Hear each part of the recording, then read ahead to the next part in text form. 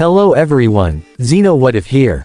Bring in Season 2 Part 22 of What If the Transformers Were in My Hero Academia. Link in the description of the fanfiction of this What If. Listen here YouTube. I do not own anything and this is not a scam. Chapter 43, SUV. Blah. Gah, I'm fairly certain that I still have some of that charred avian carcass in the crevices of my helm. This was all Starscream had been able to think about for the past several days since the incident. Even now, he was scrubbing at the top of his helmet with a detailing brush that was coated with sudsy water, grumbling to himself as he brushed furiously. Gee aha, it's utterly revolting. How can every organic being on this planet be so utterly disgusting? Swift, do you still have that buffer? Keeping in step next to him, the Decepticon air assault specialist pursed her lips in aggravation. This had been all she had heard for the past 3 days now, and it had gotten old after the first 10 seconds. Yes, I still have it. I've had it since you handed it to me only a minute ago. And then the minute before that, and then the minute before that. Goo, alright, I get it. Starscream swiped the buffer out of Swift's hand and began using it on his helm for the umpteenth time, making Swift throw her head back with a groan.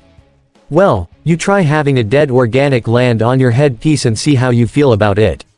The Air Commander snapped back.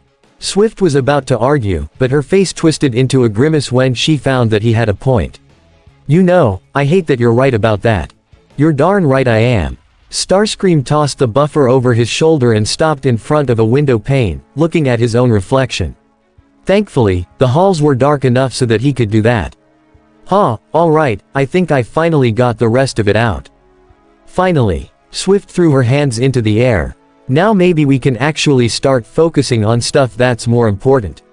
Like, the fact that Prime took out our freaking tank. Starscream snapped his fingers at that.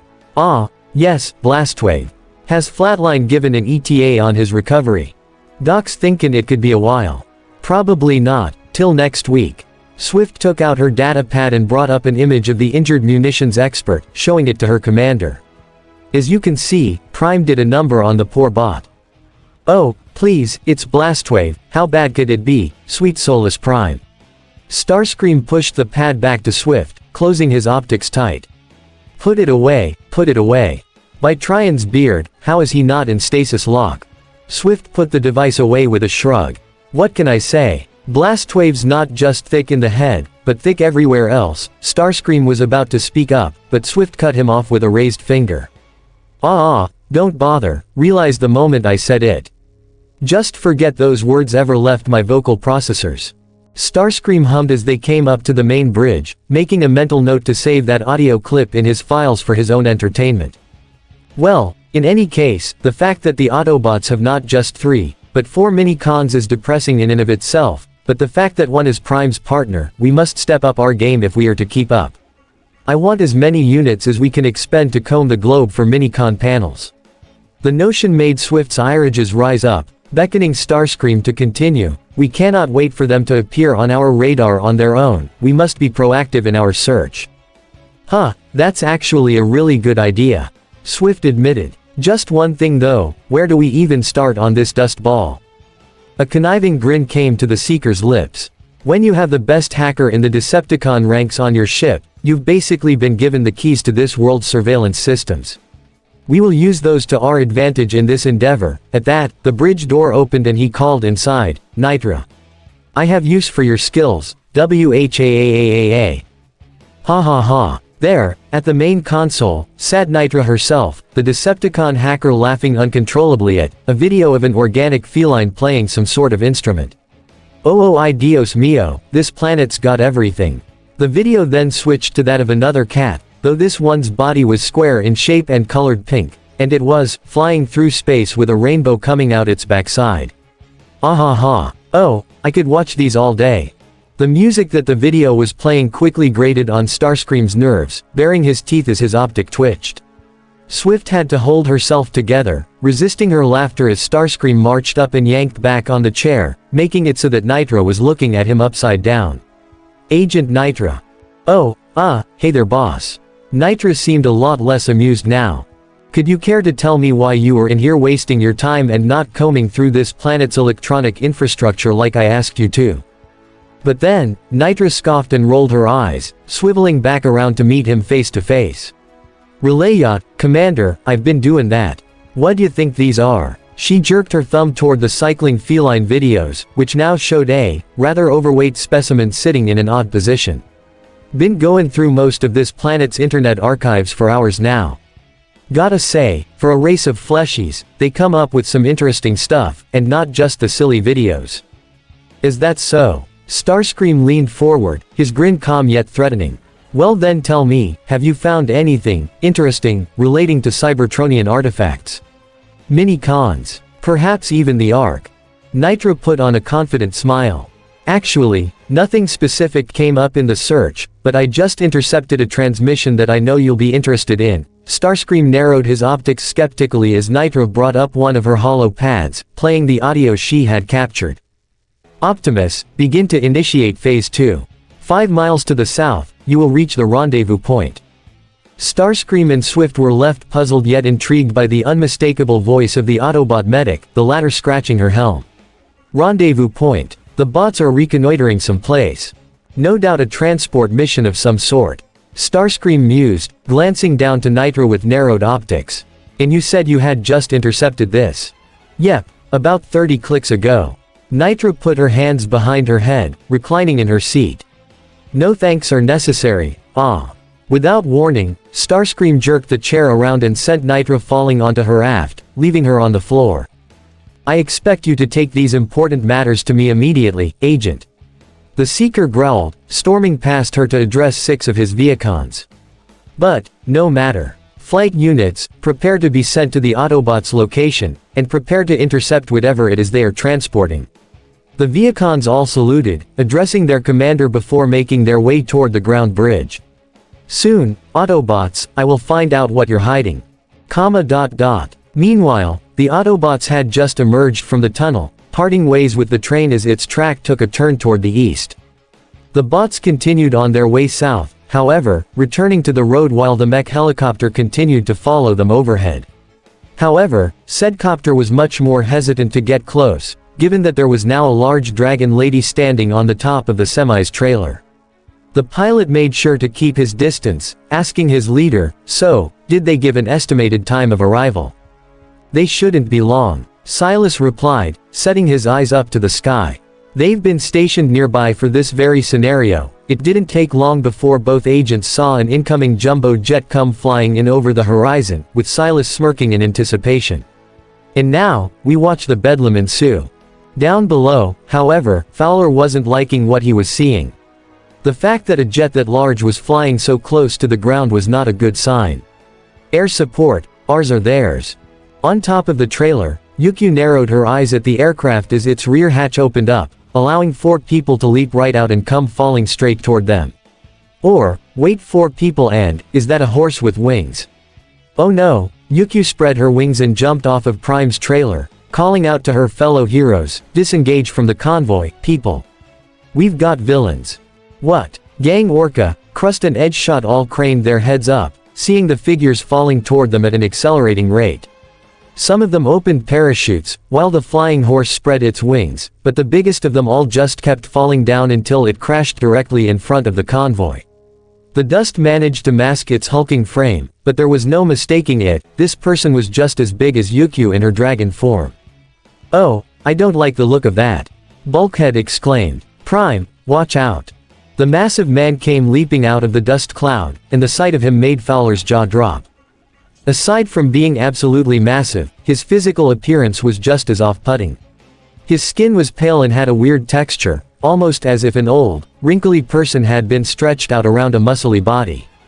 He was bald, wore green-lensed goggles, and had a white handlebar mustache, wearing no shoes or any normal clothing. Instead, he wore a black bodysuit, which had a pair of green glowing pistons sticking out of his back. The hulking brute went to grab Optimus, but was intercepted by Yukio, the two tumbling off the road and getting into a scrap immediately. Yukio. Fowler called out. I'm fine, just go. The dragon lady called back, slashing her claws at the man as he blocked them with his arms. The mission comes first. Gang Orca climbed on top of Bulkhead's roof, with Crust and Edgeshot leaping off to engage the enemy. Autobots, keep going. We'll handle things from here. With that, Orca followed suit, propelling himself off of the green Autobot and into the fray. Understood, Optimus affirmed, driving away from the battle as fast as he could, only to suddenly come to a halt when something fast got in his way. Whoa, hold on there, big trucker man. Standing in his way was a tall, lanky, athletic man, his hands on his hips while wearing a gnarled smirk. He was in a tight-fitting bodysuit with black and orange detailing all throughout, complete with a cowl that fit just as snug. Over his eyes he had a visor that resembled pointy glasses, and on his chest was a large, metal piece with a stylized N logo in its center. On his back was a pack of some sort that was designed to resemble a motor, complete with intakes and exhaust pipes, and his boots were large and oddly circular, as if they were designed to resemble wheels. Sorry, but we'll be taking things from here. Just then, something landed on top of Optimus, startling Fowler before he heard another voice. Forsooth, mine comrade speaks verily. The agent thrust his head out the window and was left utterly confused by what he was seeing. There was another man with a much broader frame standing there, and he was dressed like Robin Hood.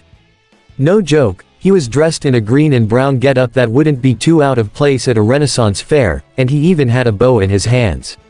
Though this bow was far from just a piece of wood with a string. No, this bow was made of metal, and its string was an energy tether. What's more, his left arm was entirely mechanical, with only 3 fingers. This fleet shall meet its end here, good sir. What in the flying foo, ow. Fowler was cut off when something suddenly hit him on the head, making him pull back into Prime's cab. Language. Much to the agent's surprise, it was the voice of a young girl who chastised him, one who was dressed like she was royalty. She presented herself before him in a striking magenta dress with a short, puffy skirt, her legs donned with pink stockings and a pair of matching magenta boots. Her long gloves were completely black, however, as was her domino mask and the choker around her neck. She wore her blonde hair in a ponytail, which allowed her to wear her silver tiara easier. In her hand, she held a metal wand, which she pointed at him in disapproval. Swearing like a sailor doesn't solve anything, ya know. Fowler glared up at her. Lady, you are not in any position to lecture me, WHAAAA. It was only then that Fowler had noticed the most astonishing thing about her, the fact that she was riding on the back of a flying, metal horse robot. It had a long horn sticking out of its head and its wings seemed to be made of hard light laser technology, which gave it a rainbow sheen. Its mane and tail were also made out of energy tethers, crackling with power whenever it shook. By Custard's last stand. The young woman wore a knowing grin as she held her head up high. Oh, so you finally noticed my dear powdered sugar, Yeah, she's like, totes amazing. She reached her insulated gloves to the metal horse's mane and rubbed it affectionately. Isn't that right, powdered sugar? Oh, you make mama so proud, yes you do. The robotic equine whinnied in response. This is probably the weirdest band o' bad guys I've ever seen. Jazz piped up. No cap. Hey, Gang Orca piped up from behind, garnering their attention. Step away from the truck, you troublemakers. Crust raised his fists as Edgeshot readied himself to use his quirk. Who are you people? The shield hero demanded. Are you with these mech ruffians? Ruffians, the archer exclaimed, taking offense to the remark. Such heathenry, good sir. Your words do nothing but offend. The speedy guy rolled his eyes and took over from there. What he means to say is that yes, we're with mech, and proud of it. He jerked a thumb to himself. The name's Nanosec, and I'm the fastest man you'll ever meet. Nanosec then pointed toward his green-clad teammate. This here is my boy, Angry Archer. And you've already met the brat, ow. Shut it, Nanosec. The princess whacked him over the head with her wand, sticking her nose up at him. I can't, introduce myself. With a bright, cheery smile, the girl placed her hand over her chest. Hi, I'm Professor Penelope Sutton, PhD. But you can just call me. She leapt off of powdered sugar and twirled around in the air, landing in a magical girl-like pose. Professor, Princess. The heroes, and even her own teammates, stared at Professor Princess for a long while before Edgeshot pointed out, You know, if you're going out of your way to disguise yourself with a mask, announcing your secret identity is a bit counterintuitive. Nanosec facepalmed at that. Damn it, Professor, what the heck? Well, excused ME for wanting people to know that I actually earned that damn degree. Professor Princess spat back, folding her arms with a huff. Besides, not like it matters anyway. Normal bad guys nowadays, don't even bother trying to hide their identities, so why should we? Angry Archer deadpanned and pointed at her. Then, pray tell, dear lady, why didst thou don the domino mask? Princess gave a cheeky smile, winked and made a peace sign over her open eye. Because it's villain chic and it makes me look cool. There was a collective groan from hero and villain alike, but the mood was quickly brought back to a more serious one when Yukio was suddenly tossed straight over Optimus, landing with a yell directly behind the other heroes. Oh, and would ya look at that? Rhodacy has wiped the floor with your heavy hitter. Yukio. Crust roared before glaring to the villains with a wrathful snarl. UFEINDS. I'll bring all of you down. He thrust his arms forward and sent forth a volley of his plate-like shields, only for Angry Archer to suddenly pull out an arrow from his quiver, knocking it in his bow and letting loose in a split second. The arrow then burst into several pieces and collided with all of the shields, stopping them and exploding in midair. The shields weren't just destroyed, they were disintegrated within seconds. What the, how? AHAHAH.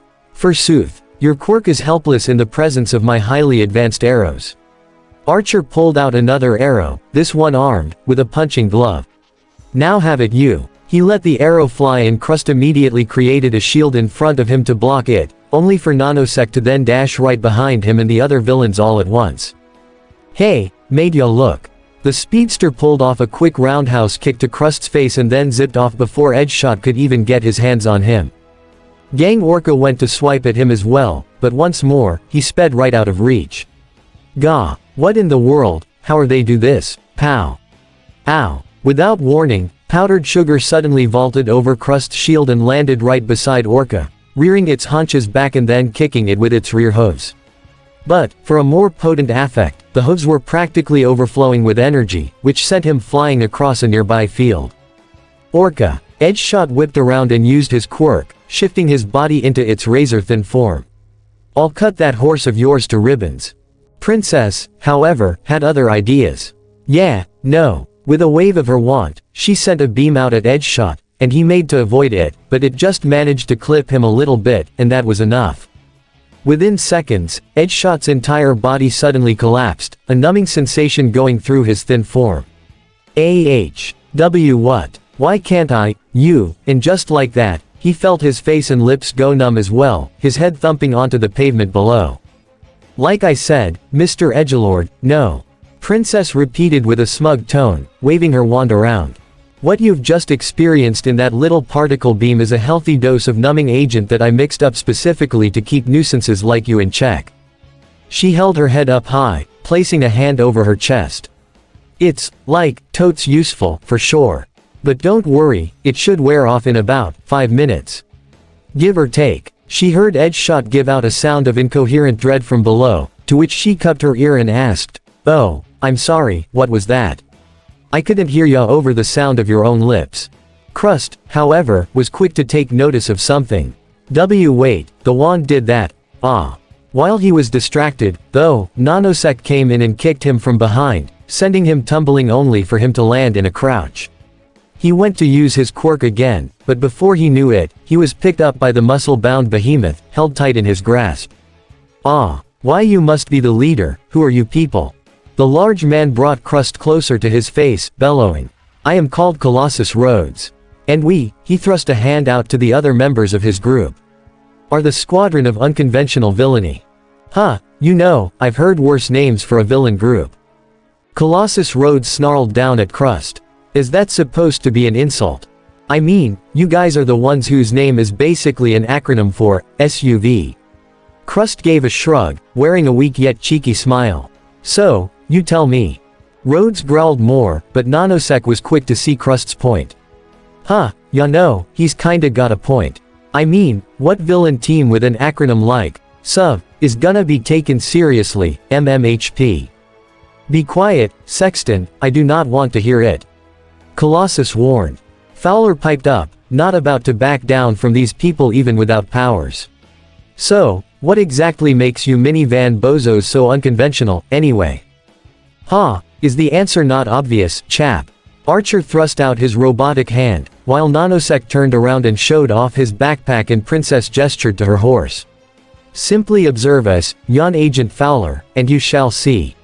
Rather than relying on the crutches of modern society known as quirks, we instead prefer a much more technological approach to our brand of wickedness.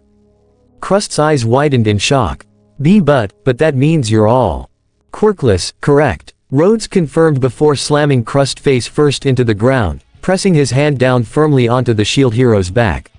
Now, if you'll excuse us, we'll be taking that DNGS device but he cut himself off when he heard a set of snickers, leading him to glower at his teammates as they all held back their laughter. Seriously, we're doing this right now. PFF'd, well hey, man, what'd you expect? Nanosec questioned. I mean, just, what were the government even thinking with that acronym? That's at least way dumber than SUV. Fowler sighed, resting his chin on his hand. Question of the day, that's for sure. Krust, despite being pushed down on, wasn't about to give in that easily. Agent Fowler, you must not give them the device. Internally, the hero was smirking. Of course, this was meant as a fib since the DNGS itself was safe and sound on the train.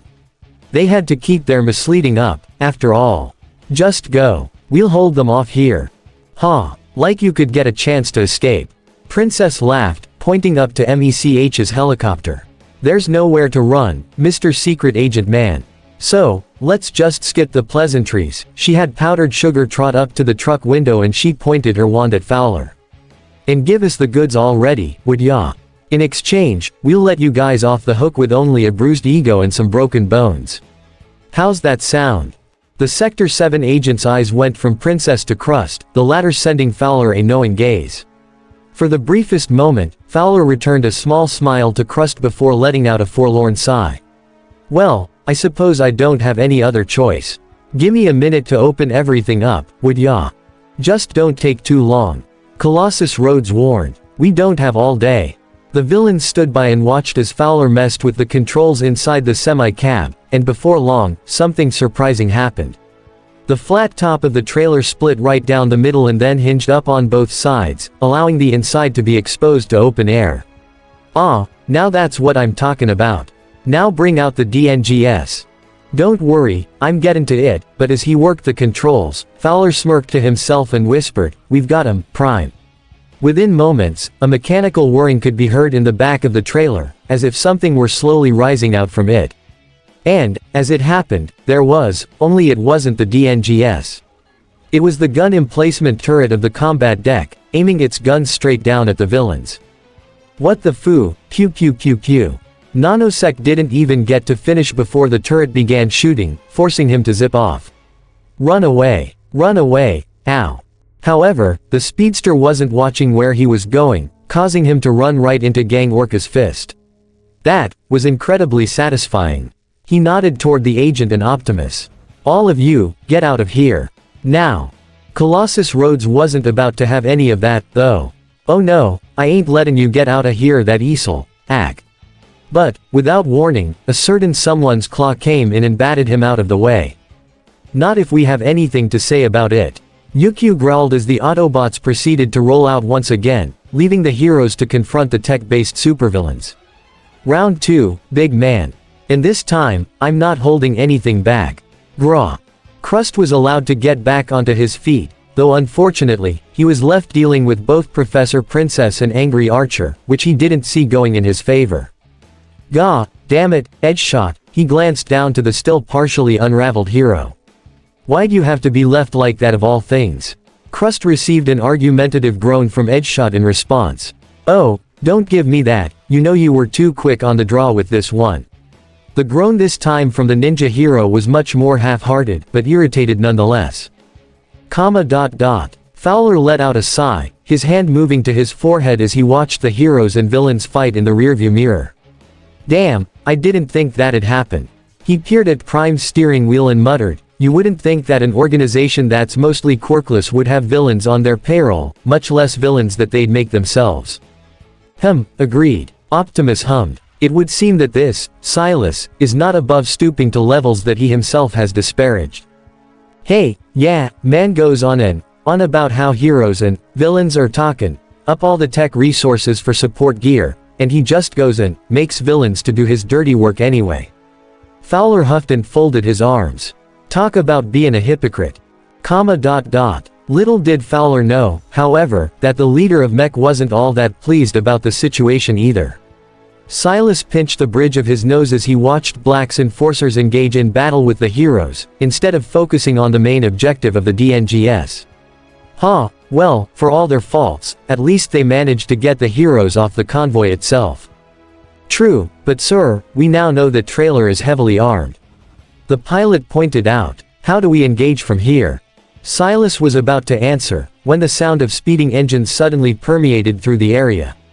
Then, on either side of their helicopter, the two were met with the sight of 6 very strange aircraft. Silas could only watch as the purple and black jets zoomed forward, going straight toward the convoy. And, within moments, all of them sent a volley of missiles down at the vehicles, much to his confusion. The military fired on one of their own.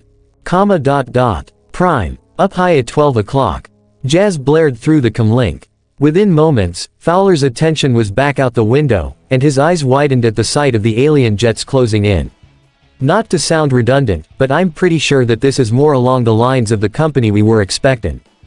Affirmative, Jazz. Optimus stated, seeing the Viacons bring out several missiles all at once.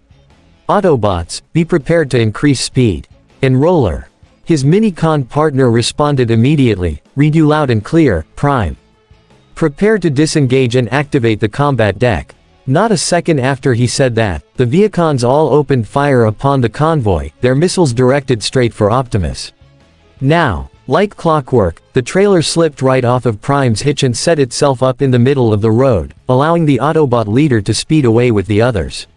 And, within moments, the combat deck unfolded and its energy shield came up, the missiles making impact and exploding harmlessly against it.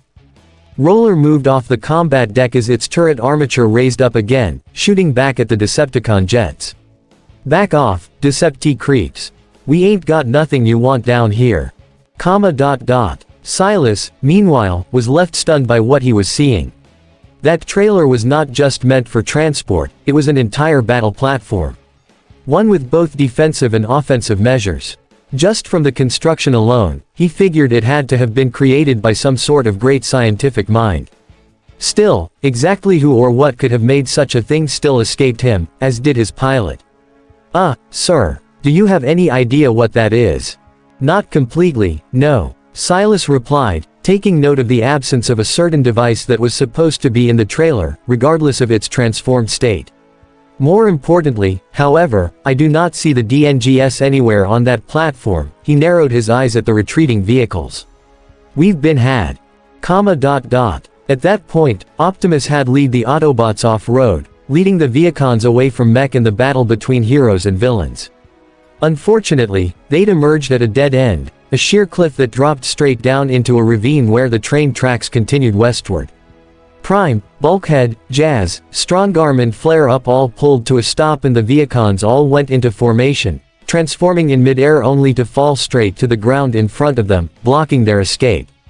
Well, ain't this a fine barrel o' oil? Flare mused before glancing over to her leader. What do we do from air, Prime? Do we engage? I am afraid that if we are to survive, then there is no other choice in the matter, Flare Up. Optimus concluded before apologizing to the agent riding with him. Agent Fowler, I'm sorry, but in order for you and us to escape this situation, it had become absolutely necessary to drop our cover. Autobots, transform. WHRZTSCHZZTSCHZZTSCHZZCHKT. All at once, the Autobot team went into their robot modes, with Prime holding a rather queasy Agent Fowler in his hand. A little warning next time would be nice.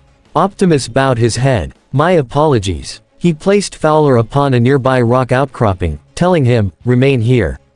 Fowler jumped off Prime's hand with a relenting sigh. Will do. The Autobots grouped up to confront the Viacon threat, with Bulkhead taking the front as he stretched out. After a long road trip, it feels good to get out of the car, stretch my legs." The bruiser smashed his fists together, giving a ravenous shout before activating one of his wrecking maces. "And kick some tailpipe." Wasting no time, Bulkhead led the charge, smashing his weapon straight into a Viacon right off the bat. "Woohoo!" Flare-Up hollered as she engaged with a Viacon, zipping around it as it tried to blast her at short range. "Whoop! Nah, missed me." The foot soldier grumbled and was about to shout at her, when Flare-Up blinked in directly next to him with a smirk. "Whatcha lookin' at?" Whipping around, the Viacon went to blast her, only for Flare-Up to zoom back into the air and bring out her pistols, firing back while laughing all the while. Jazz, however, decided to give more style to his form of combat. The first lieutenant charged directly at a Viacon, weaving around its blaster fire with ease before going into a slide right next to it. "Heads up, homeboy." In a move that caught the con off guard, Jazz went right into a break dance move, his legs kicking and tripping up his opponent without fail. "MHA. Try and top that, Flare. Lieutenant, please." Strongarm implored as she stuck with close quarters fisticuffs with her Viacon adversary, punching and kicking it relentlessly. "We're in battle, not having fun with the kids." "Aw, sheesh, cadet, ya gotta lighten up a little." Without even looking behind him, Jazz took out his subsonic repeater and blasted the Viacon over his shoulder, taking it straight back to the floor. "After all, if ya can't do it in style, it ain't worth doin'. So you've told me." Strongarm deadpanned as she gave a swift uppercut to her con. Many times. She glanced over to see Optimus taking on two Viacons at once, the Autobot leader skillfully dodging attacks while dishing them out as well. Well, at least Optimus is focused, that's not a surprise. It was then, however, that Strongarm felt like there were several sets of eyes staring at them, and that's when she noticed the villains all paused in mid-battle with the heroes, taking a moment to gawk at all of them. "Oh, that's not good, ah." Strongarm had been blindsided by a punch, which made Flare-Up wince. "Ooh, you all right there, love? Just, peachy." Strongarm yanked her head up from the ground, sighing as she stood back up. "I'm just glad Sideswipe didn't see that." Without wasting time, she swung back around and slammed her arm into the con's neck, taking it down again. "Stay focused, Strongarm. Let the heroes worry about those bad guys." As much as they knew that they had to keep fighting, however, the Society of Unconventional Villainy were left utterly gobsmacked after seeing what they had just witnessed. Across the field were several large, giant robots fighting one another, with one group being made up of the entire convoy itself. "Well, that wasn't on my bingo card today," Nanosec noted before zipping around and re-engaging with Gang Orca once again. "But I ain't about to get distracted. Speak for thine ZLF, Speedster." The angry archer rubbed his eyes, making sure he wasn't seeing things. "Those are blah. Gas-guzzling, gear-grinding metal munchers is what they are." Professor Princess spat in disgust. "They look like giant boys' toys, ow." Taking advantage of the distraction, Crust wasted no time in shooting a volley of his shields at the villainous duo, forcing them to cover themselves and backtrack to a safe distance. The shield hero, however, was left grimacing at the outcome of this battle. "Blast, we couldn't avoid the Autobot's secret being revealed to these people, this is bad." His attention was brought back up as Professor Princess came flying right back at him on powdered sugar, blasting him with her wand, only to be met with disappointment as he blocked every blast. "That's it. I'm through playing games, little miss." HM, who's playing games, old man?" Princess countered. As that was going on, though, Colossus Rhodes continued his struggle with Yukio, the two heavyweights pushing against one another in a pseudo-sumo match of sorts. However, the moment he saw the Autobots and Viacons transform, he made sure his eyes were locked onto the bots as much as possible while they battled. His special goggles were currently sending a transmission back to his superior, no doubt wanting to share the discovery as soon as possible. "Boss, are you seeing this?" Oh, I very much am, Colossus Rhodes."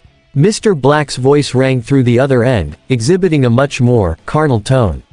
"What wonders of technology. Robotics are far from my area of expertise, but even I must admit that whatever these are has left me impressed." But then, his tone shifted again, this one to a much darker edge.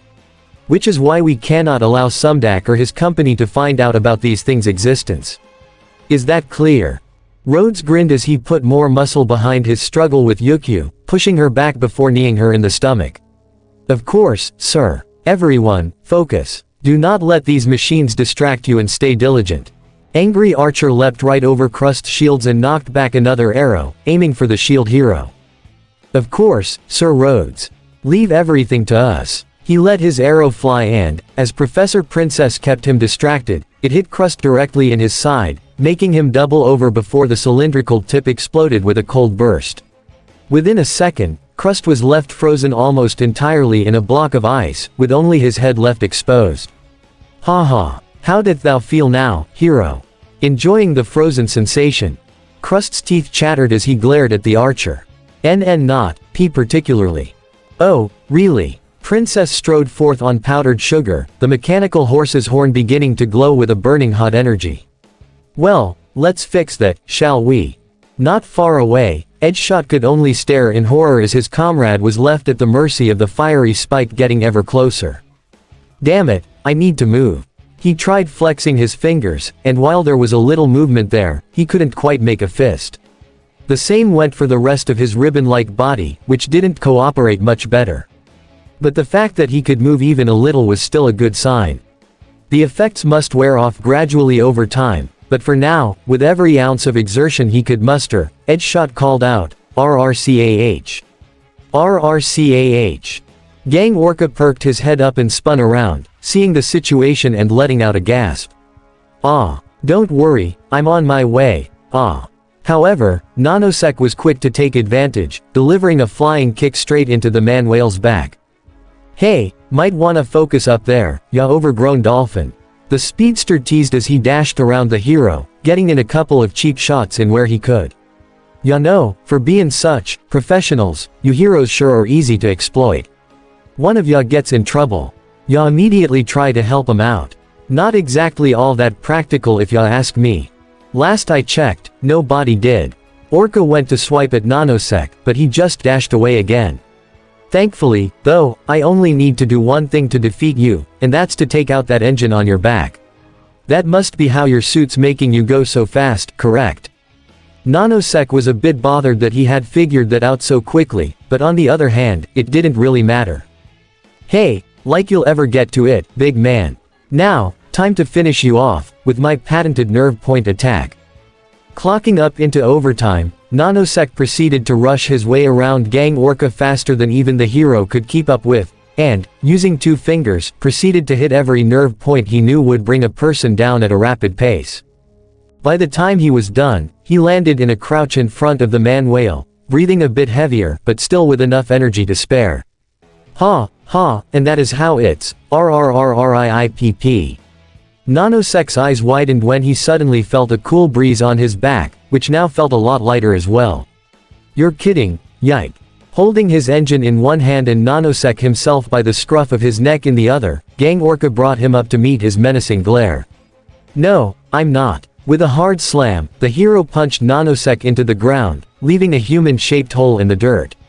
I think you forgot exactly what my quirk is capable of. I have all the aspects of a killer whale, including the layer of blubber that comes with it. Thus, my nerve endings are well protected.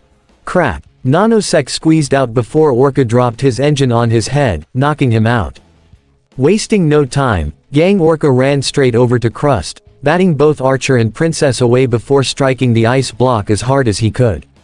With a single punch, Krust was freed, though he was quite visibly shivering. Are you alright, Krust? Fine, but I need to tag out for a bit. Understood. Orca flexed his neck muscles before taking a combat stance, challenging the other 2 villains with his frightening scowl. Now, come at me. Up above, Silas watched the carnage unfold below in wonderment. Namely, his focus was on the battle between the Autobots and the Viacons, the leader of Mech wearing a knowing smile. So, the rumors are true. Living technology stands before us, though perhaps not for very long. His pilot, though, pointed something important out.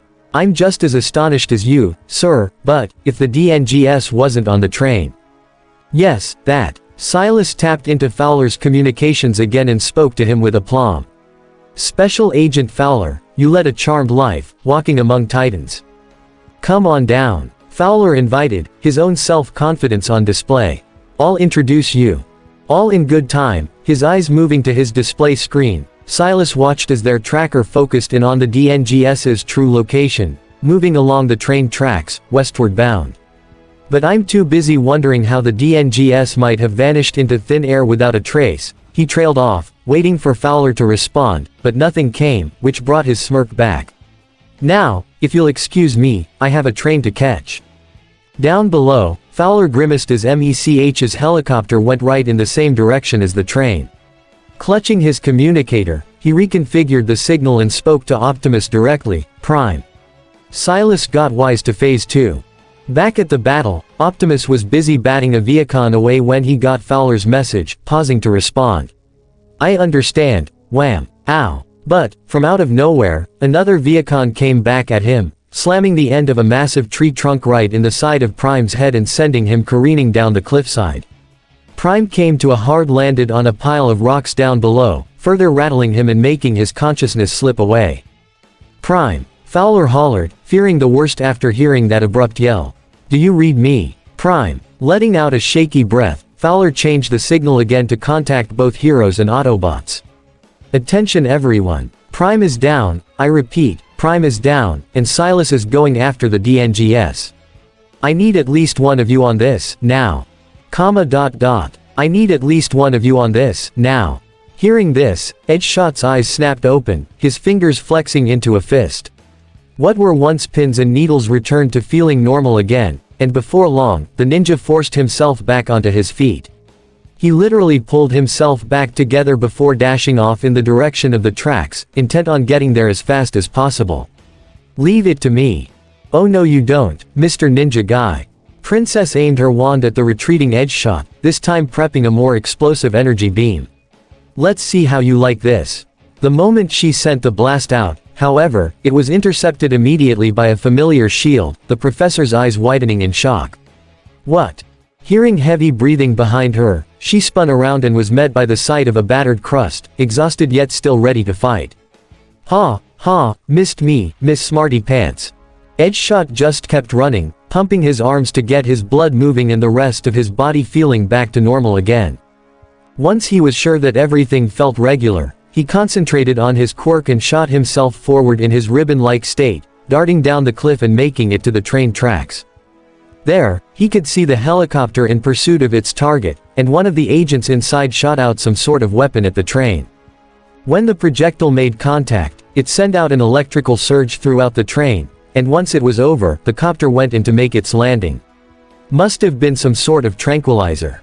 I've got to get there now. As he picked up the pace, though, Edgeshot decided to call in some additional backup. Autobot HQ, I have a visual on mech and the train. I could use some backup here. Already on the way, Edgeshot. Red Alert replied. Just look to your left and you'll see. True to the medic's word, the hero saw a ground bridge open up at his side, and from out of it came none other than Springer in his Cybertronian armored car mode. Woo. Alright, now this is what I've been waiting for. He was able to keep up with the ninja's surprising speed, pulling up alongside him to offer a ride. Hey there, need a lift? Depends, can you catch up to that train? Hee, oh, you bet I can. Springer opened his cockpit hatch. Climb in, I'll take you where ya need to go. Edgeshot followed the wrecker's instructions and hopped in, taking a seat before the hatch closed up again. Hold on tight, human. The name is Edge-Shot. WHRZTSCHZZTSCHZZCHKT. Without warning, Springer shifted straight into his Cybertronian helicopter mode and took to the air, leaving Edgeshot with a serious case of whiplash. Nice to meet ya, Edgeshot. Springer mimicked, right down to the high-pitched scream. The name's Springer. Edgeshot held onto his forehead, clutching the seat's armrest. I can see why. He shook the unexpected daze out of his head and focused back on the mech copter, which had just landed on the train. There, he could see several mech agents making their way across the car where the DNGS was being held, and they were cutting through the roof. Springer, let me out. It's time we get to work. I hear ya, Edge. Let's go. Opening up once again, Springer let Edgeshot out and the Foldabody user went darting out immediately, going right for the mech agents. Within seconds, he blasted through their laser cutter and all of their bulletproof clothes, leaving them absolutely exposed. The agents gave a collective scream as they covered up their skivvies, only to be then wrapped up by Edgeshot nice and tight. "Sorry, but you're not getting this device." The ninja reformed his head to glare at Silas in the chopper's cockpit. "And guess what? You're next." Silas wasn't about to give in, until he saw the blaster fire peppering down at them.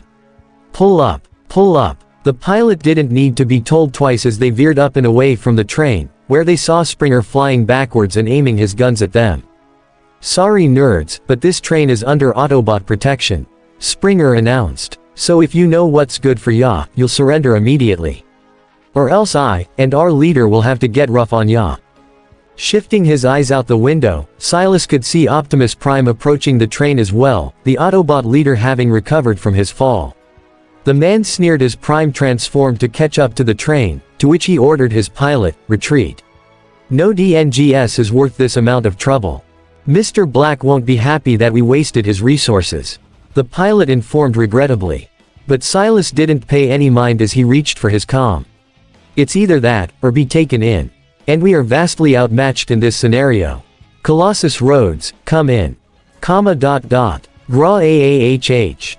As all of this was going on, the battle between heroes and villains was still going strong, while the Autobots had just disposed of the Viacons. Rhodes and Yukio were busy pummeling one another relentlessly when the man received Silas's message, taking him off guard and allowing Yukio to get in a lucky swipe with her claw. Rhodes grasped his bleeding face in pain, gritting his teeth as he shouted back, "What? I'm busy, Silas. Take your people and return to your base. We're pulling out." Colossus Rhodes grit his teeth, biting back, "You can't be serious.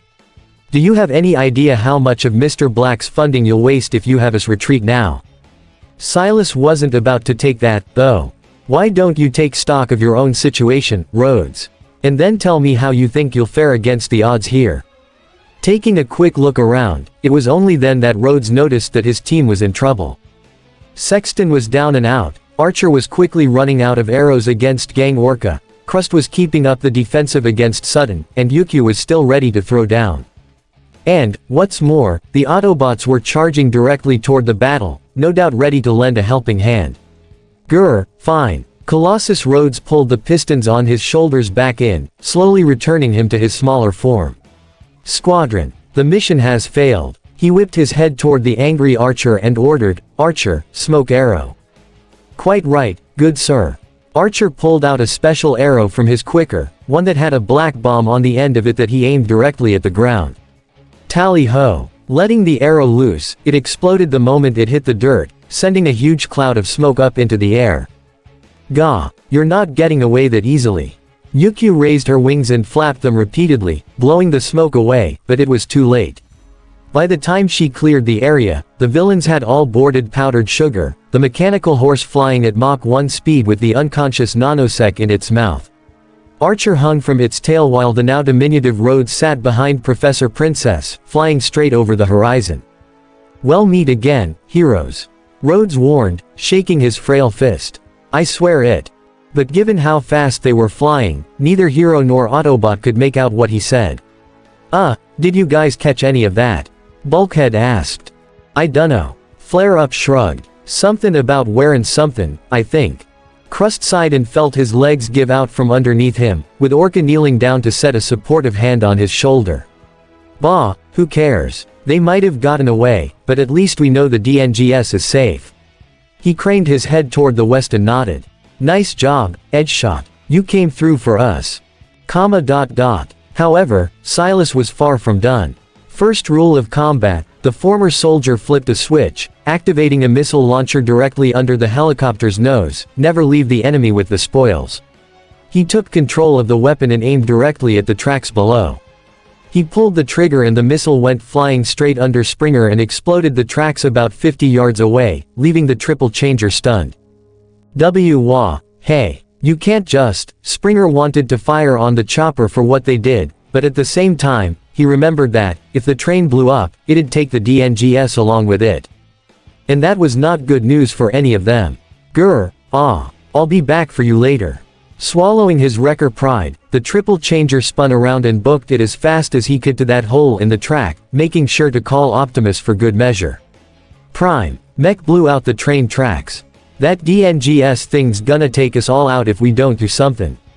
I'm on my way, Springer. Maximum overdrive. The sound of Prime's engines accelerating echoed through the ravine as Springer flew over the train, spotting Edgeshot and the captured mech agents down below.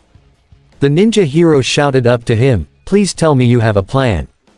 A wrecker always does, Springer promised as he zoomed ahead and placed himself directly in front of the train, raised his hands, and stood his ground. Clang. Ah. Not the best plan, but it's a plan. The green Autobot's feet ground against the tracks, sparks flying everywhere as he attempted to stop the train by force. Grr, Sawback, Fangblade, try to put some dents in this thing. On cue, the two deployer mini-cons launched off his shoulders and began pummeling the front of the trains in their disc modes, putting in some fresh dents but not doing much in terms of slowing it down. Thankfully, that's where Optimus came in. The Prime had caught up surprisingly quickly and, without a moment to spare, transformed and grabbed hold of the train's front. Digging in his heels, Optimus pulled back as hard as he could, his grunts of exertion matching Springer's own as both bots worked to stop the locomotive. And, eventually, they were, right as Springer's feet slipped into the hole and made him fall backward. Gah. Bam. Okay, not fun. The triple changer muttered as his mini-cons transformed and strolled over to him, concerned for their master. Optimus let out a sigh of relief as Edgeshot ran up over the train car's roofs with his captives in tow, only for all of them to be met with MECH's helicopter circling back overhead. The two Autobots and the hero glared up to the chopper as Silas stared back, wearing a satisfied grin. "Well played, visitor," he said, focusing specifically on Prime. "But Mech still has home field advantage, and we will find a way to level that playing field." On his heads-up display, the copter's sensors had just finished scanning both Optimus and Springer, showing their body structures on the screen in great detail. "Even if we have to open you up, to see what makes you tick." Not a second later, the helicopter turned around and flew off, and Springer was quick to offer his services.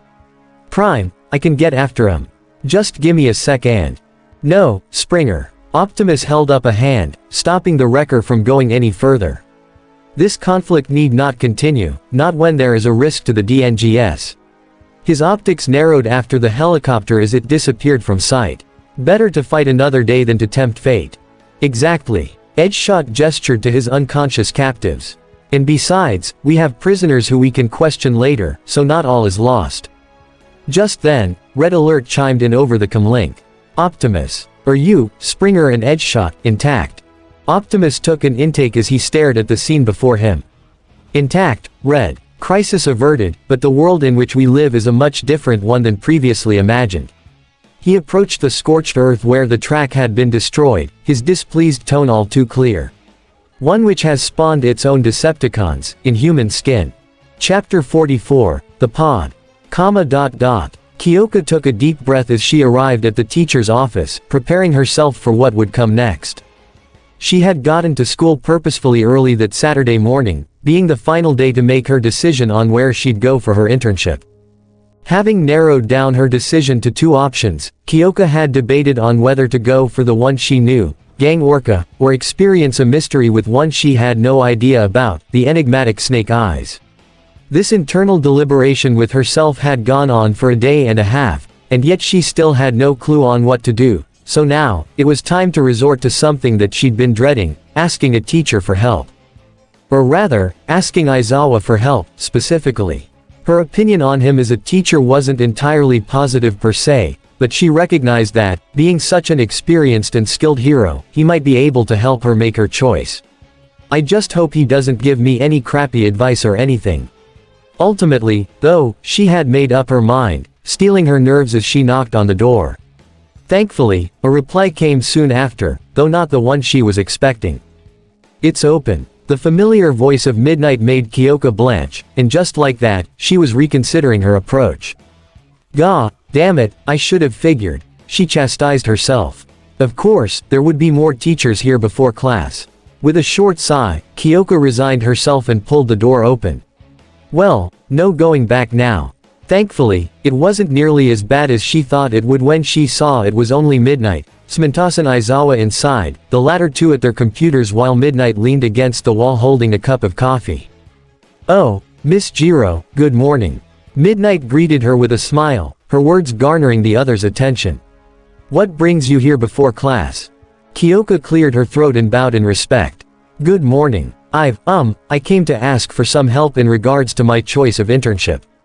That caught Aizawa's ear rather quickly, swiveling around in his chair to face her. What about it?" "Well, I've managed to narrow it down to two choices." Kyoka reached into her school bag and pulled out the flyers with the selected heroes' names circled on them.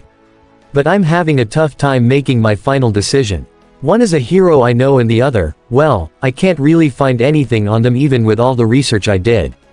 "Is that so?" Aizawa quirked a brow and extended his hand, wanting to see the papers.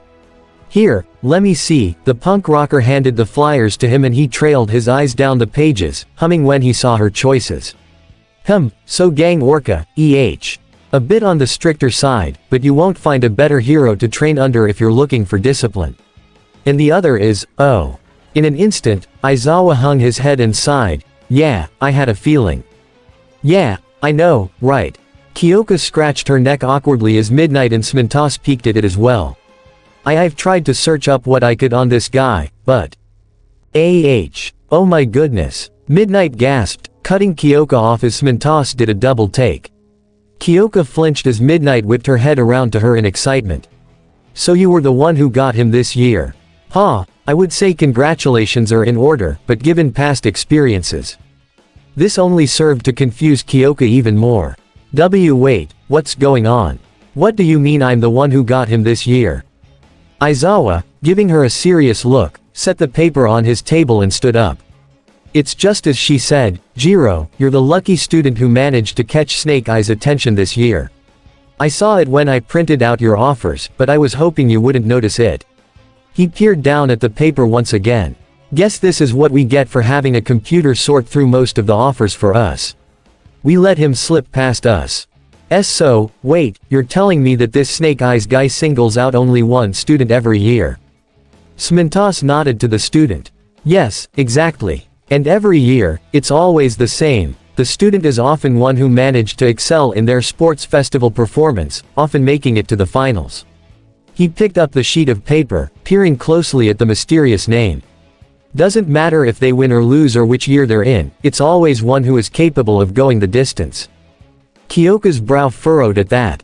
Then why didn't he go for Izuku? He practically dominated the whole thing. "That's what I was wondering." Midnight concurred. "Midoriya did do exceedingly well for his first festival, but I think I may know a reason why he singled you out." With a wink, the R-rated hero explained. "Snake Eyes may have been interested in your strategy with teaming up with Izuku through the first 2 rounds of the festival, using your abilities in tandem to achieve victory." Aizawa was quick to add, "Also, Snake Eyes doesn't usually go for students who have loud, flashy quirks. He seems to be a fan of subtlety like that. Don't know if you've noticed, but..." Kyoka wrapped one of her jacks around her finger. "My quirk is kinda the exact opposite of subtle. In fact, it's the very definition of loud. True, but only when you have support tech to help you amplify your heartbeat." Aizawa pointed to her earphone jacks. "Without speakers, your jacks are limited in their use, and I think that's what managed to catch Snake Eyes. Kyoka titled her head, folding her arms expectantly. "Alright, so is there anything you can tell me about Snake Eyes? Like, what kind of hero is he?" "That is something that we aren't certain about," Smintas admitted.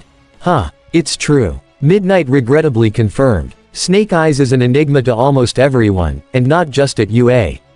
All across Japan, not many heroes know anything about him, and if they do, they're keeping quiet about him." The woman crossed her arms as well in frustration. "And no matter how close we are to trying to figure him out, he always seems to disappear, leaving no signs of his presence." With a shake of her head, Kyoka retorted, "But, that doesn't make sense. He's gotta be registered as an official hero in order to recruit us, right?" Aizawa confirmed her words with a nod. "Exactly. And we've even tried to find out more about him through the Hero Public Safety Commission, but aside from his registration, nothing else came up." His file has been redacted to hell and back, leaving us without any official information to go off of. No real name, no address, not even his physical appearance. He hung his head, lamenting, it's as if the world doesn't want anyone to know who he is, and as a result, none of the students who got offers from him have ever gone to his agency, if he has one. That made Kyoka's jaw drop. What? So you're saying that no one wants to solve the mystery as to who the hell this guy even is? That's the thing, Miss Jiro. Smintos spoke up. Students see him as too mysterious, to the point that they are distrusting of whatever offer he makes. And honestly, to a degree, we are as well. For all we know, Snake Eyes could be some sort of organization wanting to recruit young individuals for an unknown means. Aizawa furthered. Or they could have ties to the mafia or the yakuza, we have no clue. He furrowed his brow to her. It's why we often advise students not to take his offers. We don't know what dangers await you if you do. Kyoka craned her head down in thought. I see. But there must have been some leads in the past, right? No one can't just exist one moment and then not exist in the next, right? Midnight tapped her chin, thinking back to those instances. Well, there were some moments where we believed we were close. She glanced over to Aizawa and Smintos, who nodded in approval. Once, during our investigations, we went to Edgeshot to see if he knew anything, considering he often works in shadows himself. And, Kyoka asked hesitantly. He dodged the question multiple times. Aizawa grimaced. Which means he might be one of the few who knows about Snake Eyes, and he's staying tight-lipped about it. That made Kyoka wince a little. And he's the hero that Momo went for. Fantastic. She shook her head and presented another question. Okay, so if no one in the know is willing to talk about Snake Eyes, then why hasn't Principal Nezu blacklisted him or something? Aizawa scowled further at that. Believe me, we've tried getting him too, but given that he's conveniently kept forgetting every year, we suspect that even he knows who this mysterious Snake Eyes is. That made Kyoka's jaw drop like a hammer. Yeah, exactly. Granted, the fact that both Edgeshot and Nezu seem to know something we don't might be seen as a positive thing, but still, I strongly suggest that you not take that offer, for your own safety.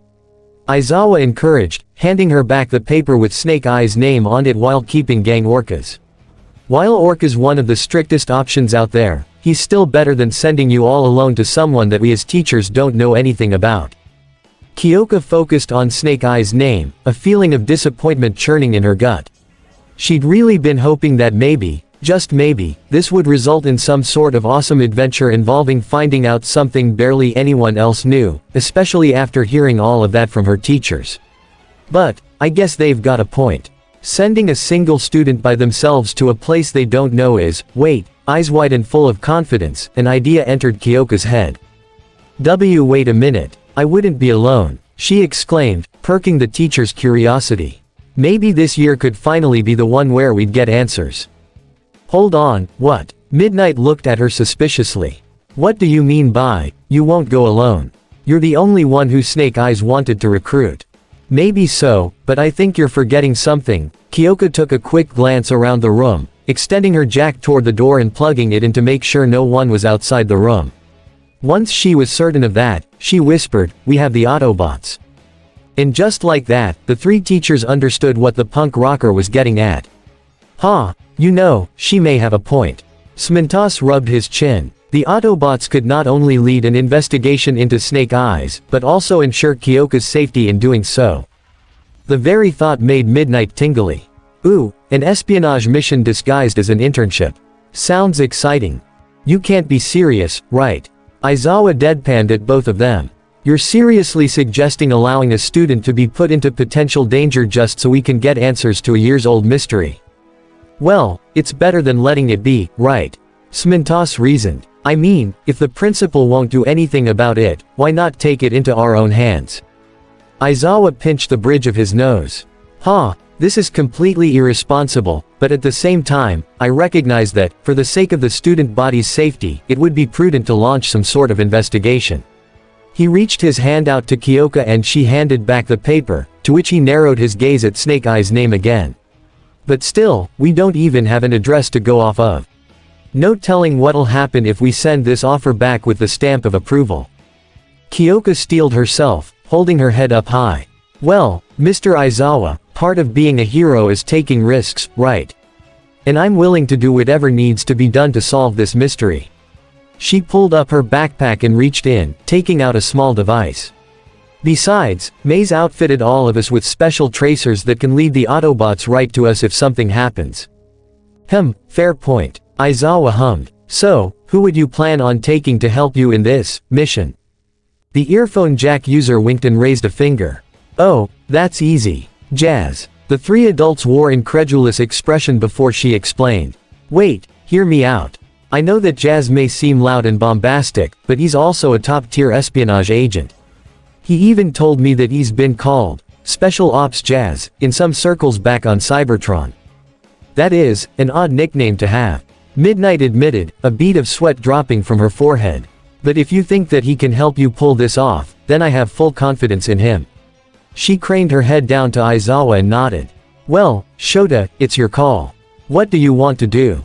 Eraserhead pursed his lips thoughtfully, considering every option he had before he came to his conclusion with a sigh. Spinning around in his chair, he went to his computer, pulled up Kyoka's offers, and then clicked on Snake Eye's name. Sure enough, there was nothing aside from the name and a blank image of a generic silhouette.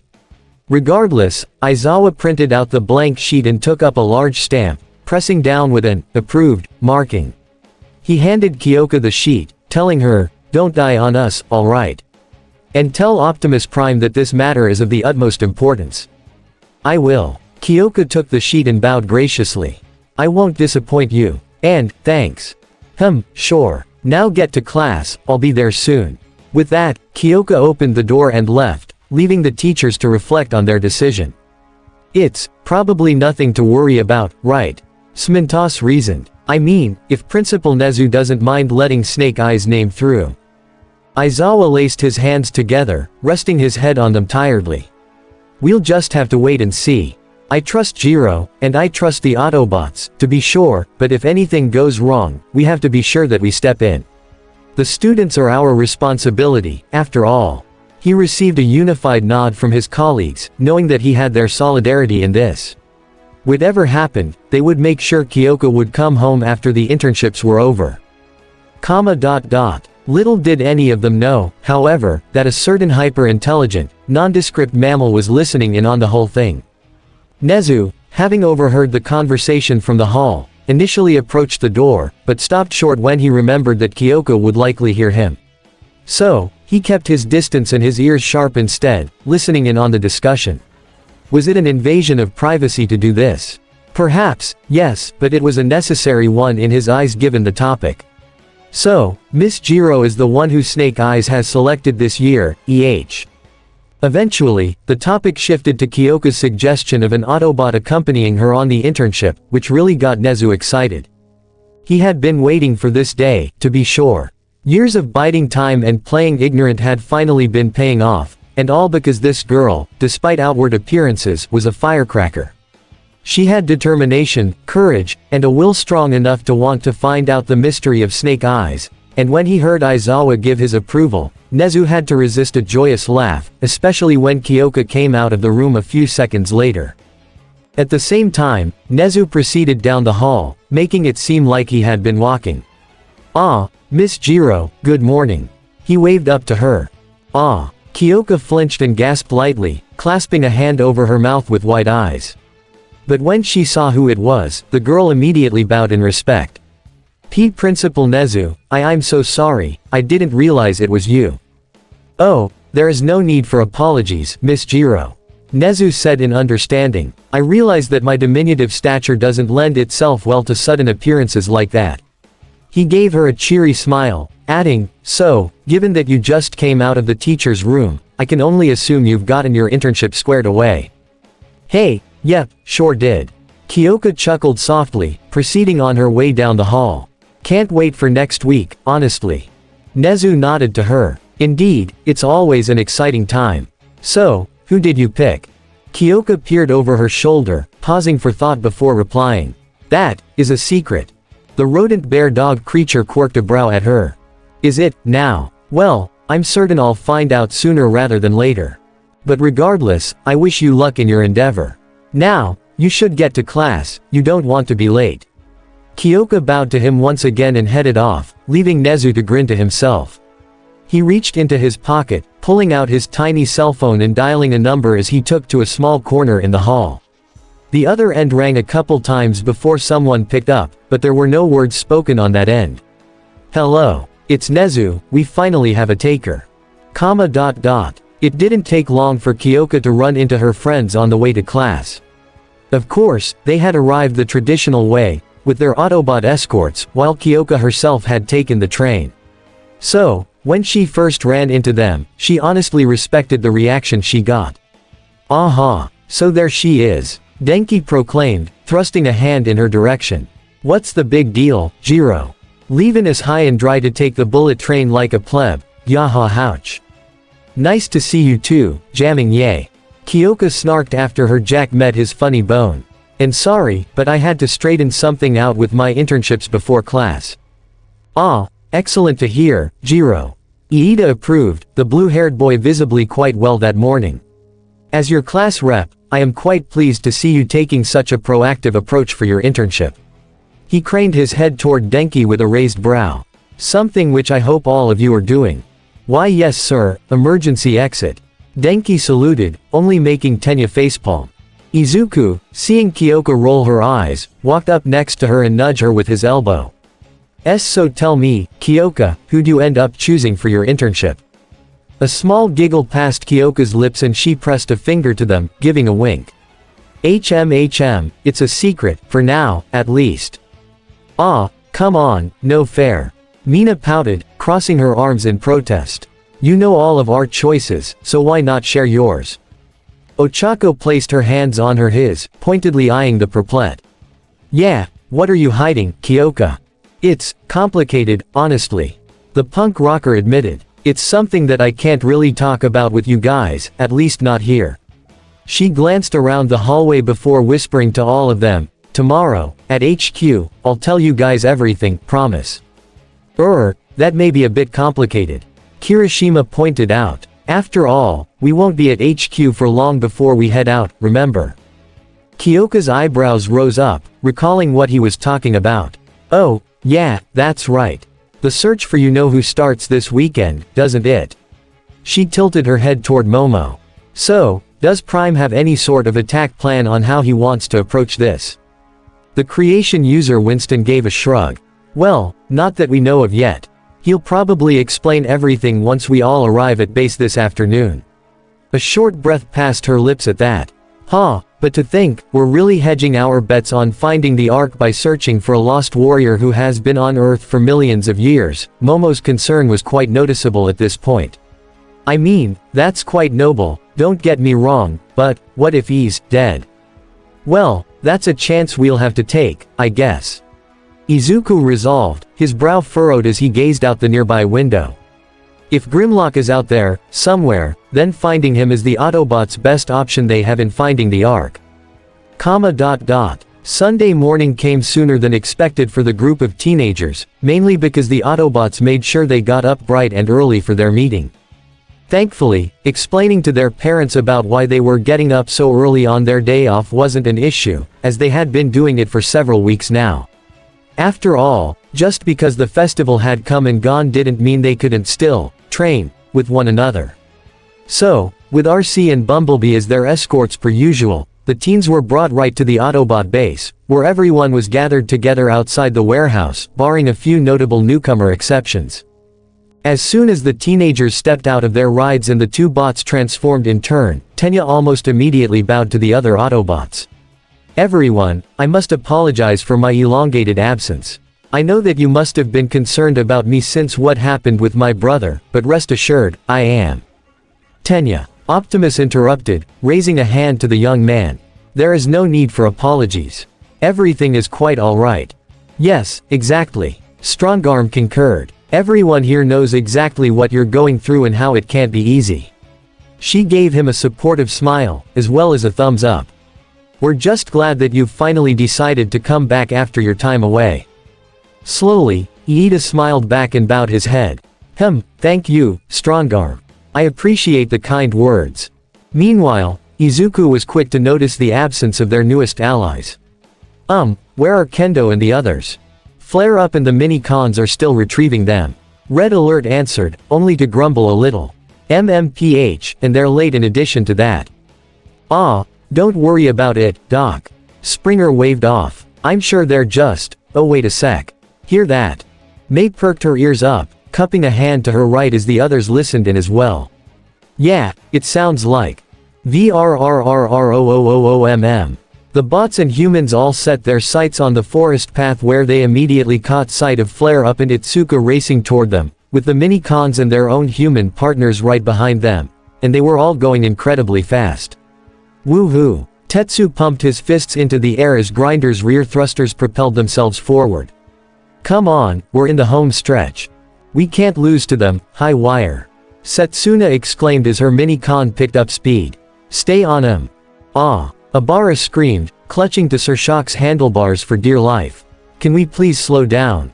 We're here, we don't have to go fast any more. Much to Abara's chagrin, Sir Shock obeyed her wishes and stopped on a dime, making the Vine user heave right into the handlebars. GUH. Sir Shock gasped and immediately transformed, holding Abara steady. L Lady Abara, I am so sorry. Are you injured? As the other three continued, however, Flare Up herself couldn't help but laugh at the others' attempts to catch up. HA. You lot really think you can beat us? Itsuka, you know what time it is. The redhead put on a determined grin and shouted, right.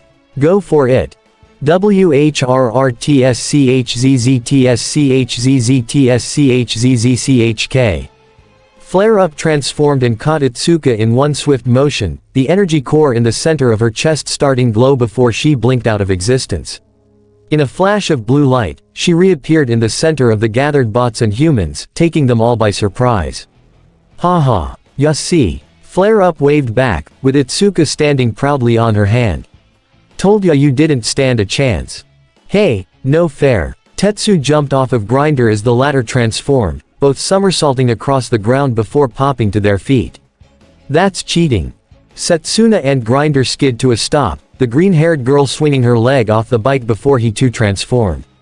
Yeah, not cool, guys. That wasn't part of the rules. Ahem. Just like that, the 1B students all zipped their lips, the mini-cons and Flare Up standing at attention as Optimus Prime approached them all. The Autobots and 1A students were left to stare awkwardly at the scene as Prime raised an eyerage at them. And what, may I ask, were these rules applied to? Flare Up Winston immediately set Itsuka down, leaving the redhead to join her now sheepish classmates. Yeah, hee, about that, we were disobeying direct orders to contact us and be bridged here and instead take part in a meaningless race. Red Alert pointed out, bringing his hand up to his forehead with a sigh. I should have guessed. Optimus, with a short sigh of his own, looked Flare Up directly in the optic and spoke to her with a firm tone. Flare Up, I understand that you are still quite new to this world. But you must remember that this is not Cybertron. Racing across human roads is something that cannot be permitted, especially in a dense country such as Japan. He raised a hand and added, and of course, I don't believe I have to remind you that we are intended to be robots in disguise again. Flare Up hung her head in shame. No, sir. Prime craned his head down toward the mini-cons and the 1B students, who also appeared rather guilty. I would hope that all of you exercise better judgment in the future as well. Optimus knelt down so that he had their full attention. With our secret in further jeopardy following the mech incident, we need to make certain that our cover is kept. Right, sorry, Optimus. Tetsu apologized, scratching the back of his head. Yeah, this was our bad. Setsuna agreed, glancing back at her vine-haired friend. Guess we should have listened to you when you said we shouldn't do the race, Abara. Sorry. Abara sighed, placing a hand on her forehead. Well, I suppose better late realizing that than never. She made sure to raise an eyebrow at her class rep as well. Of all people, though, I'm quite stunned that you took part in this, Itsuka. I would have thought you'd have opposed this with me. I know, I'm sorry. Itsuka bowed, feeling completely disgraced. I'm supposed to be the responsible one of this group, but I let myself get talked into it because I wanted something exciting to do. She made sure to bow to Optimus as well. I can't apologize enough for this, Optimus, please forgive my actions. Prime was quick to reassure her, reaching down and gently resting his hand on her back. There is no need for your remorse, Itsuka. Your apology is accepted, and I am certain that you have learned from this experience. He craned his head back up to Flare Up, who shuffled in place uneasily. As I hope you have as well, Flare Up. Yeah, sorry, Optimus. Flare Up put on a serious expression and saluted. Won't happen again, promise. Grinder, Highwire and Sir Shock all mimicked her in unison. Right, we'll all make sure to do better in the future. Highwire assured. Right guys. Of course, Sir Shock avowed. We'll do our best. Grinder echoed as well. Optimus stood up to full height once again, giving the group a nod. Excellent. That is all I can ask of you. Now, with the air cleared, I believe it is time we get on to business. The Autobots and humans all lined up before him as the official meeting commenced. Now, I believe that there is no need to repeat myself from yesterday in regards to how our latest mission did not go as planned. He watched as the teens' faces all shifted uncomfortably, no doubt reminded of the unfortunate news they had received the day before. With the likes of mech now known to us, and in turn, as to them, things have become undoubtedly much more dangerous. Izuku in particular was rather tense about this news. Of all the things he could have imagined to exist in this world, an organization of quirkless individuals who wanted to take over the world with technology was not one of them. And what was even more astonishing was that these people had somehow created artificial superpowers through the use of said technology, and it caused some rather unpleasant thoughts to enter his mind. If All Might hadn't passed one for all down to me, would I have become someone bitter and desperate enough to try and join mech? I mean, the chances are slim, but, no. Izuku shook his head vehemently. No, I am not about to let myself think about that. BZZZBZZ. Izuku's eyes shot up the moment he heard the questioning buzz come from his best friend and guardian, to which he sent a reassuring smile. Oh, I'm okay, B. Sorry for spacing out like that. So what exactly do we do about these guys, Prime? Sideswipe piped up. Sunstreaker scratched his helm, utterly stumped. Yeah, I mean, it's not like we can actively fight these guys, can we? Optimus wasn't about to deny that notion, but he didn't confirm it either. Of that, I am uncertain of at this point, Sunstreaker. What I do know is that I would highly advise against engaging them on your own. He crossed his arms, considering all of the known factors. It is obvious that mech are heavily invested in possessing the best technology the world has to offer, and considering that we are essentially living technology residing on this world. A worried expression came to RC at that revelation. Oh, they'd probably have us on the dissection table in a sparkbeat, wouldn't they? Unfortunately, we cannot omit that option. Prime continued, giving his Autobots a serious gaze. Which is why, when on missions outside of the country, you will now be assigned in pairs. Better to be with someone instead of being ambushed, correct? The bots and humans all agreed with that sentiment before Optimus proceeded to the next topic. Very good. Now, in relation to that, the main subject of today's mission is, as you are aware, to locate Grimlock's resting place and bring him back online. The large group murmured in anticipation while Flare Up was left completely ecstatic by the prospect. Oh ho, yes. Now we're talkin'. Still can't believe that Grimlock of all bots was the only one to escape the Ark when it crashed. She scratched her chin musingly. Makes ya wonder where he is on this massive rock. That is what we hope to find out. Red Alert reaffirmed, bringing up his arm and typing in a command on his mini-computer, bringing up a hollow globe of the planet that projected from his multi-tool. On it, Japan was highlighted. Now, after doing a considerable amount of research and taking continental shift over the eons, I have deduced that, unfortunately, Grimlock is not likely to be in Japan. Instead, it's far more probable that he's on one of the much larger continents, aside from Antarctica. No bot would be able to survive there. Bulkhead put a hand to his hip, asking, alright, so do we got any sorta lead on Grim's actual location? I'm getting to that, Red Alert asserted. Be patient, Bulkhead. All of a sudden, several smaller dots began peppering across the hollow globe, leaving many parts of the world practically covered with them. Our strongest leads seem to be North America, as well as Africa and Greater Asia. Unsurprisingly, they are the largest landmasses with the most abundant number of fossils, so it's quite likely that Grimlock could be somewhere on these continents. That detail made the humans scrunch their faces confusedly. Hold on, what the heck does the fossil record have to do with Grimlock?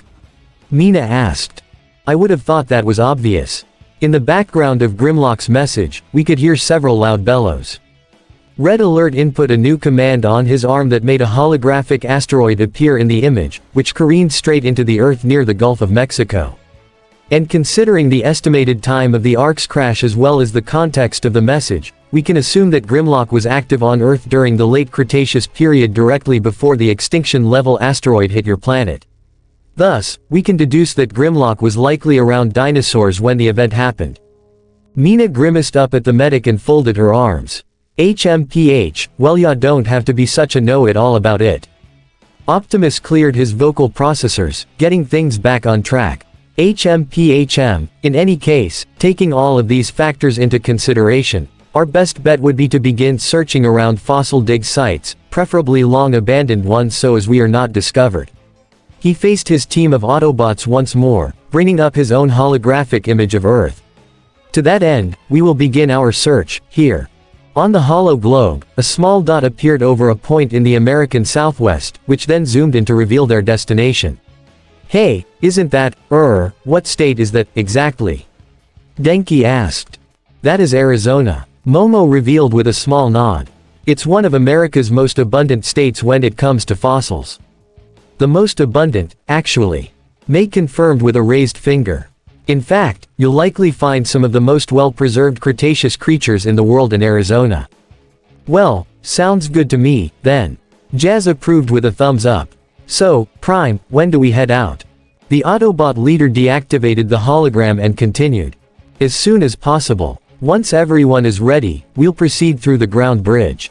Once we arrive, we will split off into groups of 4, 2 bots, 2 humans, and investigate several dig sites all at once.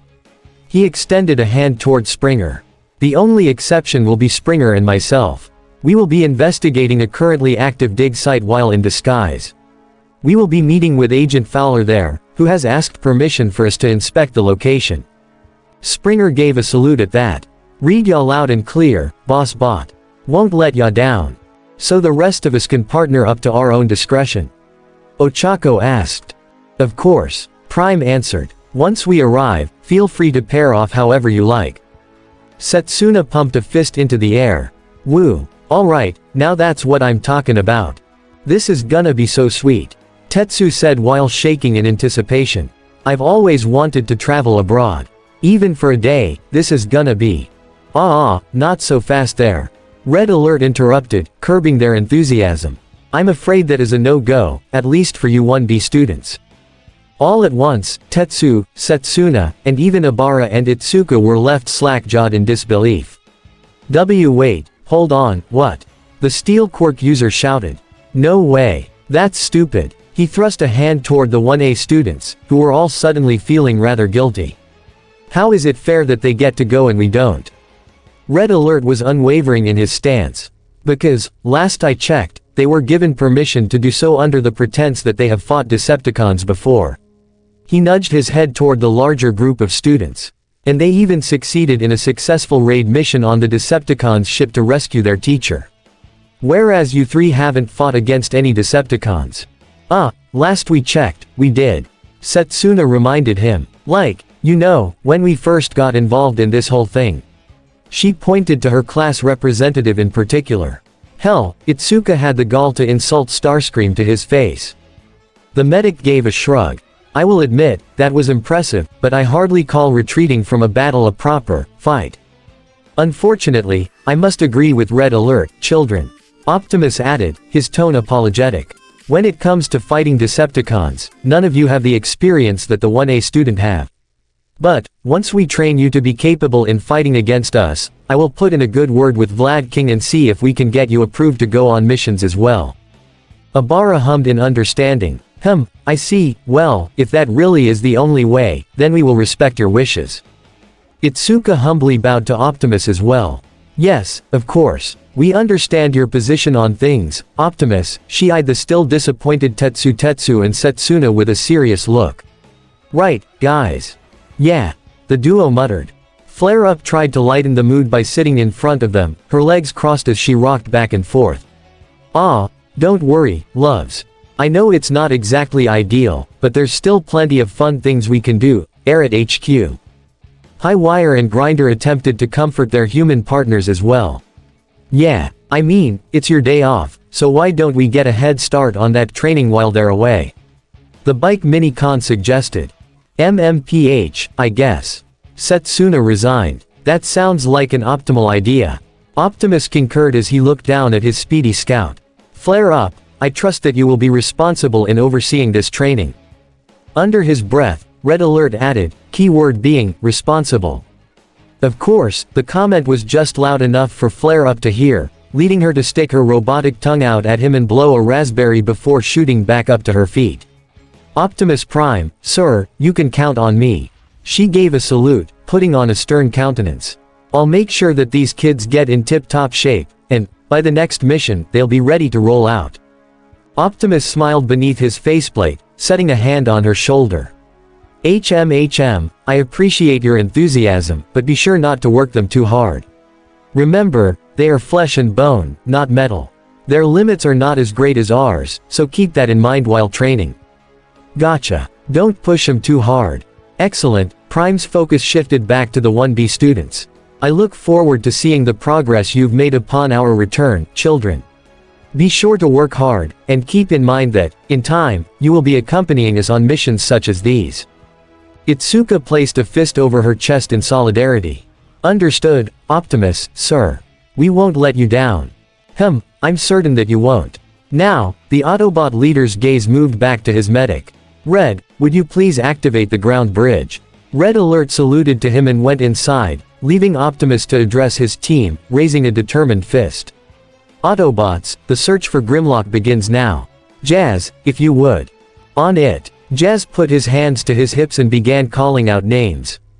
Springer. At his word, the triple changer transformed into his Cybertronian armored car mode. Bulkhead. The fellow wrecker transformed as well, leading Nina to climb in. Strongarm, RC, Sunstreaker, Sideswipe, Bumblebee. All five transformed at once, their respective human partners loading in. Windblade. The city speaker wasted no time in picking Momo up and transforming, the creation user landing in her cockpit. Autobots, start your engines. Jazz turned back to his leader as the bots did as they were told. Ready, Prime. Extending his arms, Optimus gave the command, Autobots, roll out. WHRRTSCHZZTSCHZZTSCHZZCHK. Transforming into his truck mode, Optimus backed up and hitched his trailer on before making his way into the base, the other Autobots following close behind. As they passed by, though, the 1A students attempted to offer some words of comfort to the rather glum 1B students. Hey, don't be so down about this, guys. Izuku said first, offering a small grin.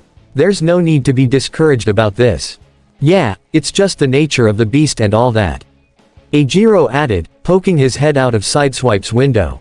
You guys re still new and all, so it's only natural that Optimus be concerned about your safety. Denki pumped a fist out of Sunstreaker's window as well. Yeah, exactly. And hey, once you guys are all trained up and have experience fighting Transformers, you'll be ready to throw down with cons in no time. His words managed to make Abara perk her head up a little, which was when she saw Denki give a thumbs up. Guarantee it. HM. The Vine user chuckled at the blonde's enthusiasm and agreed with his statement. You make an excellent point, Kaminari. We will exercise patience with this. Her eyes moved over to Tetsu and Setsuna, who still were less than thrilled about the situation. To the best of our ability. That's the spirit, Ochako encouraged. And hey, once we all get back, let's do something really fun together, huh? Depending on whether we find Grimlock, of course. RC pointed out. If we do locate him, things might take longer depending on how we can bring him online. Either way, we'll be back. Her holoform craned her head toward Flare Up. And Flare, make sure you train them well, okay? Flare Up winked down to her, jabbing a thumb to her chest. Oh ho, RC, you ain't got nothing to worry about. Now go on, get to findin' the big lug. We'll be alright, air. With that, the Autobots rolled out toward the ground bridge, leaving Flare Up, the Mini-Cons, and the 4-1B students outside. After a long, awkward silence, Flare Up cleared her throat and suggested an idea. Ahem, so, who wants to start with a good ol' run on the beach? Inside the base, meanwhile, Red Alert and May had retreated to the lab, the medic giving a sigh as he went to his work desk. Thank goodness for peace and quiet. Now, let's get started on some of those projects, shall we, May? However, no response came immediately, which he noted was very unlike his lab assistant. Red turned around and was met by an unexpected sight. May Hatsume with a disappointed frown upon her features, her hands firmly on her hips with an eyebrow raised directly at him. It was evident that she wasn't happy about something, though Red Alert didn't know what. Is something the matter? You could say that. May extended a hand to the doorway. Why'd ya have to go and make the newbies feel bad like that? Now that he knew what she was upset about, Red Alert groaned and went back to his desk. May, listen, the newbies, as you call them, have to learn discipline if they're going to be here. With the risk presented to us now that Mech knows about our existence, we can't be risking anything. He picked up a nearby tool, a hammer head, which he attached to the end of his multi-tool arm in preparation to work. That and Flare Up should know better about keeping a low profile. But with all of the recent stunts she's pulled, it's evident that she's still about as mature as she was back on Cybertron. Hey, she's trying her best, May exclaimed, jogging over to her own personal work desk and standing up on it to get his attention. Listen, I know that you guys gotta keep your disguise, but speaking as someone who's can get easily distracted and hyped up at every new baby idea, I can kinda relate to Flare Up. She's on an entirely different world, you know. It must be super exciting for her. Red Alert sighed, setting his arms down on his work table. I know. But it's still imperative that her excitement not compromise the mission at hand. He stepped around to face May once again. Let me ask you, if our existence were revealed today and Flare Up was the root cause, how would you feel? May was about to answer, but then considered the thought for a moment. If the secret were revealed now, things would definitely be thrown way out of whack. The world's governments would likely come after them, unaware heroes and eager villains alike would make them their #1 target. And of course, the Hero Public Safety Commission would likely have a few words as well. That is a difficult question. I'm sure it is. But would you be disappointed about what would happen? Well, yeah, of course. Then it's only natural to place higher expectations on Flare Up. Red Alert stated firmly before going back to his desk. Just because she's new to Earth doesn't give her an excuse to be lax about her disguise. And the 1B students should realize that as well. They'll learn this once they're more experienced, I'm sure. With her shoulders sagging, May sighed and accepted Red's words. Yeah, I get you, Red Alert. The medic knelt down and put a supportive hand on her back. Remember, May, I'm being harsh because I want the best for everyone on this team. He gave her a smile and followed up with, now, how about we get started on that project of yours? All at once, the pink-haired inventor was back at full throttle, talking Red's audio receptors off with her plans involving a set of mechanical legs, which he still wasn't sure what they were exactly for. Meanwhile, high above the planet Earth itself, a small, sleek vessel was drifting its way along through space, moving about at its own pace. It was a sterling silver with a control panel tucked away on one side, and it had a clear hatch on top of it, revealing its passenger to the emptiness of space. However, this was no ordinary space traveler. In fact, it wasn't even technically a cognitive being, at least not yet. Within this pod was a large humanoid made entirely out of solidified liquid metal, and within its core lied a large, pulsating blue orb of pure energy. This was a Cybertronian protoform. And it was about to receive a rude awakening. For as it was sailing past the planet, a stray meteor came hurling toward it from the opposite direction. The two only barely made contact, but it was enough to send the pod careening off course, with significant damage done to its protective hull. Silent alarms began going off before a monotone voice spoke through the pod, all while it began speeding down to the planet below. Stasis pod damaged. Attempting to activate emergency sequence. About an hour had passed since Optimus Prime and the others had left for Arizona, and in that time, nothing much interesting had happened. Red Alert and May stayed inside to work on their projects while the 1B students tried to do some training with Flare Up and the mini-cons. The key word being, try. In truth, they hadn't done much actual training, as much as they just punched stuff with their quirks. Rocks, trees, the occasional bush, you name it, they punched it. Granted, Obara and Setsuna got more creative with their attacks, but Itsuka and Tetsu weren't so lucky in that regard. In truth, the teens were bored, and Flare Up could see that. Hee. Wow, guys, great effort out there to start off on. The scout encouraged. Start out, Setsuna repeated as she lounged on a boulder. Flare, this is all we've been doing for an hour. Itsuka winced and agreed with her friend. Yeah, no offense, Flare Up, but, do you have any idea on what a proper training session is like? Well, not really for humans. Flare Up admitted, rubbing her neck sheepishly. If this were training in an exercise course back on Cybertron, then this'd be a whole different story. But, well, I don't wanna break us, right? Tetsu smirked as the femme flinched at his bluntness. Haha, it's okay, Flare, we get it. Ya don't wanna hurt us right off the bat, and that's fine. But honestly, the steel quirk user slammed his fist into his palm. I could do with a real challenge right about now. So come on, don't hold nothing back. Flare Up was hesitant in accepting that offer to say the least. She did not want to get in trouble again, especially if it was because of hurting one of her friends. But just as she was about to deny that request, *onk, AANK, onk, everyone's head snapped up at the sound of a loud alarm sounding off inside the base. What the? Oh no, is something wrong? Obara shouted worriedly. High Wire motioned for everyone to follow him inside. Only one way to find out. Come on. With Flare Up taking the lead, the group made their way into the warehouse and headed straight for the main console, where May and Red Alert were already waiting and staring up at the screen. Flare Up skid to a halt and made a beeline for them. Red, what's going on? Is it Decepticons? No, we've received a distress signal from high above Earth's atmosphere. Red Alert explained, typing away rapidly with his one hand. It just suddenly appeared out of nowhere. But, as the planetary sensors came up, Red cut himself off as they projected the general shape of the incoming vessel, leaving him silent for a moment. You cannot be serious. Grinder tried jumping up and down to get a better look at the screen. Gah, come on dude, I can't see. What is it?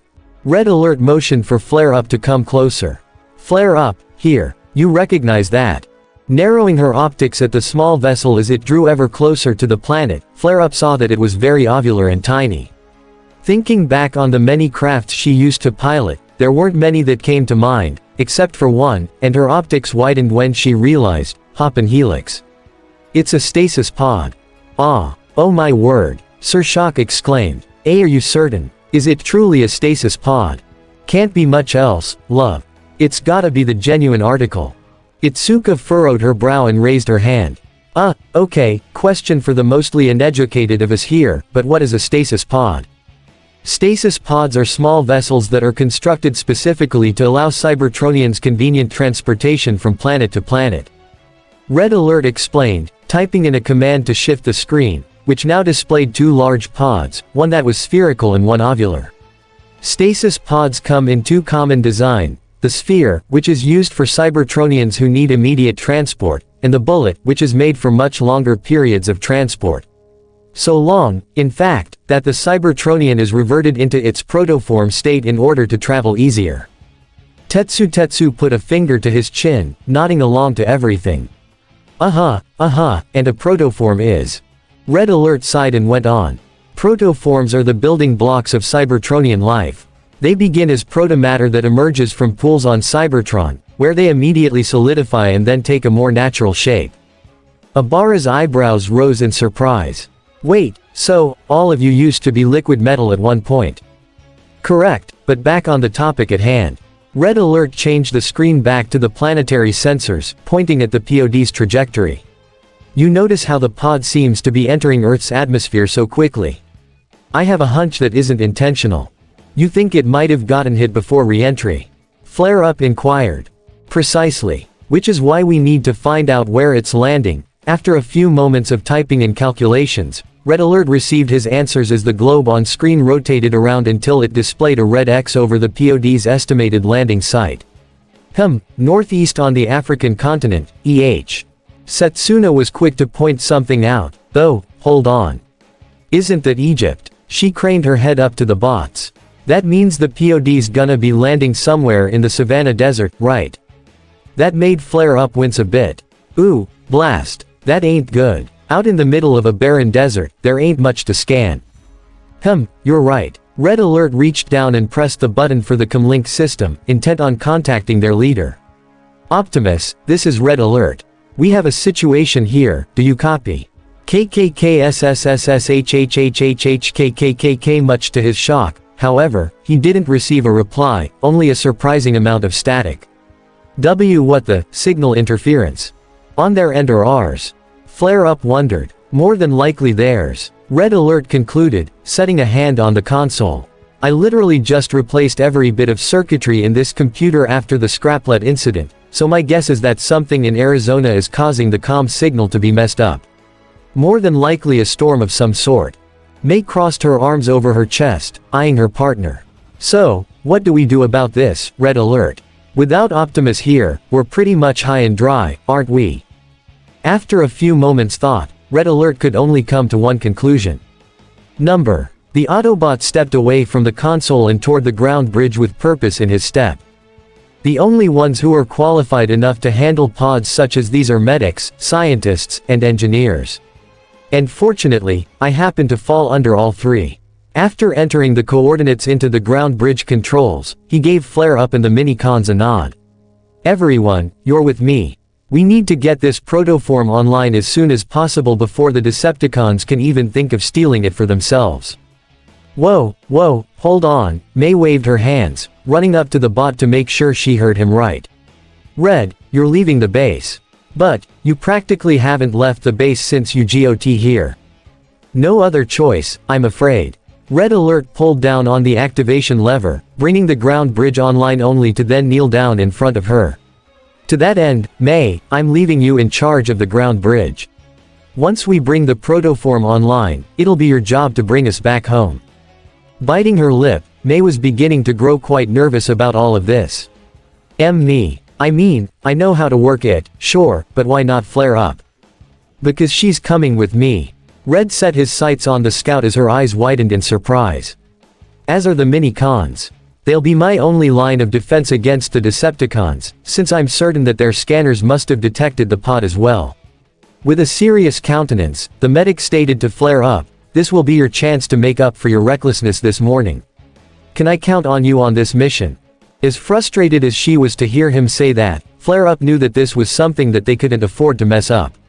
With fists clenched and determined optics, she gave Red a resolute nod. Yes, of course, you can. I won't fail, not when it comes to saving a defenseless bot. Hints of a smile came to Red Alert's features as he nodded back. Good answer. Street Action Team, what about you? We're ready to roll whenever you are, sir. High Wire saluted, his team following suit. Indeed, let's save this bot. Sir Shock declared. Just as Red Alert was about to give the word, though, another certain voice piped up. Hey! The bots all looked down to Tetsu and the others humans, him and Setsuna having stepped forward. Come on, you're not just gonna leave us here, are ya? We can help, too. Setsuna stood firm in her words, placing a hand over her chest. We want to prove our worth to this team. Guys, settle down. Itsuka took to the front and spun around, making her hands larger to stop them in their tracks. We've already been over this, remember? We can't go until we've had proper experience. And how are we supposed to get that kinda experience, huh, Kendo? Tetsu snapped back, pushing her hand out of his way. Standing around doing nothing isn't gonna get us anywhere. I say the best experience to get is out in the field. Before he could go on any sort of rant, the steel quirk user was tripped up by a patch of thorny vines that sprung up over his foot. Abara hardened her gaze down at him and argued back at him. Are you insane? Do you have a death wish? Because if so, then you're truly asking for it. Remember what Optimus Prime told us. Decepticons are not to be trifled with, not without proper combat training. Setsuna whipped around, contending her classmates' words. Oh, yeah, and how do you think they got that experience? Because I can sure as heck guarantee it wasn't just by sparring with Autobots. Everybody, stop. Itsuka got in the middle of both girls as Tetsu worked on trying to free himself. I'm not about to let you guys get into a dumb argument about this, she furrowed her brow to Setsuna. But I'm afraid that we still can't go. Being a part of this team isn't just about fighting Decepticons, but about taking responsibility. And if neither you or Tetsu will do that, then it's up to me to do it. She turned back up to Red Alert and Flare Up. You guys go, we'll be all right here. Red Alert's smile grew slightly at that. Thank you, Itsuka. I appreciate that. But then, he frowned down to Setsuna and Tetsu. While I commend you for wanting to prove your worth to this team, however, making rash, foolhardy decisions such as what you just tried won't get you anywhere. If you were to get killed in a Decepticon battle, what then? How would anyone explain that to your parents? That point managed to soften Setsuna and Tetsu up a little, their frustration still present, but at the same time, more understanding of the situation. You're right. I can't argue with that. Setsuna acknowledged. Yeah, I don't want to leave my mom like that. Tetsu agreed as well. Alright, we'll stay. Mei walked up to the two and gave them firm pats on the back, making both double over. Ah, don't worry, guys. I've got an easy solution that'll make everyone happy. Receiving confused looks from the 1B students, Mei pulled out a remote from her back pocket and pressed the center button on it. Then, from down the hall in the next room over, a certain mini satellite drone came flying out, making the teens gasp before it came to an abrupt halt. Say hello to one of my greatest babies, the Sky Spy. Whoa, where'd that come from? Itsuka asked. Weeks of non-stop work, experimentation and implementation. Mei proclaimed as the Sky Spy hovered over to the Autobots. This little baby'll let us see how things go down over in Egypt right from the comfort of HQ. She pointed right to Red Alert, wagging her finger. Just make sure it stays safe, got it, Red. A chuckle escaped the medic as he assured his partner. Hey, don't worry, Mei. I'll keep it safe. He reached out and gently took hold of the Sky Spy, putting it in his storage pack before going back to Flare Up and the others. Well, now that we've got that settled, we should get going. That pod should be landing any moment. So, WHRRTSCHZZTSCHZZTSCHZZCHK. For the first time in a long while, Red Alert transformed into his Nissan emergency vehicle mode, rolling up to the ground bridge portal with the other bots following his example. It's time we roll out. With the command issued, the 5 bots went through the vortex, the humans watching on anxiously. In an instant, the small group of Autobots arrived at their destination several thousands of miles away from Japan, and the first thing that hit them was the unbelievably sweltering heat. Once their tires hit the hot Egyptian sands, it was all too clear that they'd be dealing with it for the long haul, considering that the sun was still high in the sky and beating down on them. The ground bridge closed behind them and Flare Up let out a shocked cry at the sudden temperature change. Oh my word, are you joking? Ah. By Primus. High Wire and his team were bouncing up and down on their wheels, trying to avoid the sand as much as possible. What the heck is with this place? It's like, totes harshing my mellow, bro. Grinder agreed.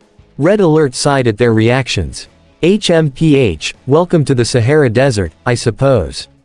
The medical officer began scanning the area as he released the Sky Spy into the air, keeping his sensors on high alert for the pod. Now, the stasis pod should be coming down, in that direction. Red turned in the sand so he was facing a group of large rock formations, ones that were almost completely white and shining in the bright sun. And, sure enough. Oh, up there. Mei's voice called out from the Sky Spy above Red Alert, pointing one of its panels straight into the sky. Sure enough, there was their target, the falling stasis pod engulfed in flames. Is it burning up? No. Red dismissed immediately. Stasis pods have protective outer coatings for re-entries. But, his focus shifted down toward the large rock outcroppings. It's headed straight for those rock formations, meaning it'll most certainly land hard. We need to. The moment he tried to drive forward, though, Red Alert found himself stuck in the sand. And the same could be said for the other bots as well, unfortunately. Gah, you have to be kidding. WHRRTSCHZZTSCHZZTSCHZZTSCHK. Transforming into robot mode, Red motioned for everyone to follow him. No choice, we'll have to go on foot. Come on. Flare Up and the mini-cons quickly followed his example, though the scout was quick to volunteer to go ahead. I'll get over there and try to intercept. I'll see you in a bit. And just like that, she blinked in and out of existence, dashing straight to the formations. Alright, good. Red Alert knelt down and picked up the mini-cons, having them cling onto his back. As for the rest of you, you're with me. The medic began running through the sands with the Sky Spy following him, though it was tough to gain traction even on foot. That and the heat didn't help much either. Any hotter, and my circuits would be melting overheating. Before long, sand gave way to a rocky surface, but by then, the pod had already landed with a mighty shakum. Red Alert's concern kept growing as he leapt down into a small ravine, where he had seen the pod make its crash. Red, this way. He spotted Flare Up immediately, the femme doing her best to clear a bunch of debris that had landing on it. One boulder in particular seemed to be giving her problems. I need a hand, air. He didn't hesitate to help, and within a couple seconds, Red and Flare had tossed the boulder off. But unfortunately, Red Alert wasn't pleased with what he saw. The hull had been dented quite a bit, and there were some actual scorch marks along its side. The top hatch seemed to be mostly intact, but the fact that it was ajar made him even more concerned. He reached under the lip and pulled it the rest of the way open, and there, his fears were confirmed. The protoform had reverted to its liquid proto-matter state, and above its head, a small monitor screen to observe its processor was flashing red. Thankfully, the spark was still intact, though it was pulsating irregularly. Wasting no time, Red Alert pressed a button on the side of the pod, bringing up a manual console with a keyboard. He typed in a few commands, taking a deep breath before speaking loud and clear: activate protoform. Begin alternate mode scanning sequence. Unfortunately, the response from the pod was one he wasn't hoping to hear. Systems damage too extensive. Activation protocol offline. Spark fading. Repair required or spark will cease to exist, in 8.6 cycles. The mini-cons and Flare Up were left horrified, the former gasping and covering her mouth. It can't be. Wait, cease to exist. May asked, the Sky Spy hovering over the pod itself. Red, don't tell me. Red Alert tightened his lips and lowered his head remorsefully, confirming May's suspicions. Yes, May. This protoform is dying. And it's the end of Season 2 Part 22 of this What If. I hope you guys like it. Don't forget to subscribe, leave a comment down below and subscribe to the channel.